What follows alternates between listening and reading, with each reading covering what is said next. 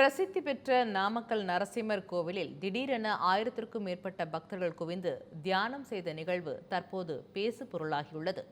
இதற்கு என்ன காரணம்? விரிவாக பார்க்கலாம். நாமக்கல் கோட்டை சாலையின் மலையின் மேற்கில் குடவரை கோயிலாக நரசிம்மர் கோவில் அமைந்துள்ளது. இங்கு லட்சுமி நரசிம்மர் மற்றும் நாமகிரி தாயார் எழுந்தருளி பக்தர்களுக்கு அருள்பாலித்து வருகின்றனர்.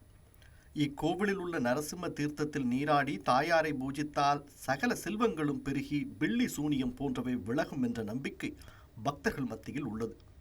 அது மட்டுமின்றி ராகு கேது செவ்வாய் தோஷம் உள்ளவர்கள் மூலவர் அருகில் உள்ள புற்றுக்கு பால் ஊற்றி வழிபட்டால் தடைகள் நீங்கும் என்றும் நம்பப்படுகிறது.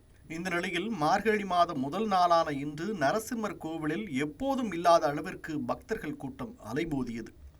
நாமக்கல், சேலம், ஈரோடு, கரூர், சென்னை உள்ளிட்ட பல்வேறு மாவட்டங்களைச் சேர்ந்தவர்கள் மட்டுமின்றி கர்நாடகா, ஆந்திரா போன்ற வெளி மாநிலங்களிலிருந்தும் 1000க்கும் மேற்பட்ட பக்தர்கள் அதிகாலையிலேயே கூட்டம் கூட்டமாக கோவிலில் திரண்டனர்.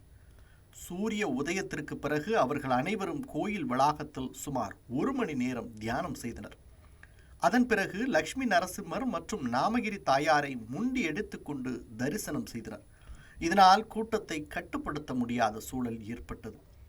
பக்தர்களின் திடீர் வருகையும் தியான முறையும் கோவில் நிர்வாகிகளை குழப்பத்தில் ஆழ்த்தியது.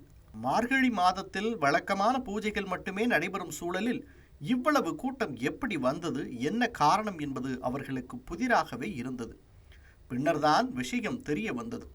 அதாவது ஆன்மீக ஜோதிடர் பிரகு பிரபாகரன் என்பவர் மார்கழி 1ஆம் தேதி மீன ராசியில் ராகுவும் கன்னி ராசியில் கேது பகவானும் சஞ்சாரம் செய்வதால் நாமக்கல் நரசிம்மர் கோவிலில் உள்ள லட்சுமி நரசிம்மர் மற்றும் நாமகிரி தாயாருக்கு சிறப்பு பூஜை செய்து 1 மணி நேரம் தியானம் செய்தால் சகலவிதமான செல்வங்கள் கிடைக்கும் என கூறியிருக்கிறார். இது சமூக வலைதளங்களில் வைரலானதே நரசிம்மர் கோவிலில் அலைக்கடலென பக்தர்கள் கூடியதற்கு காரணமாக அமைந்துள்ளது. இந்த நிகழ்வு தற்போது பக்தர்கள் மட்டுமின்றி இணையதளத்திலும் பேசு பொருளாகியுள்ளது.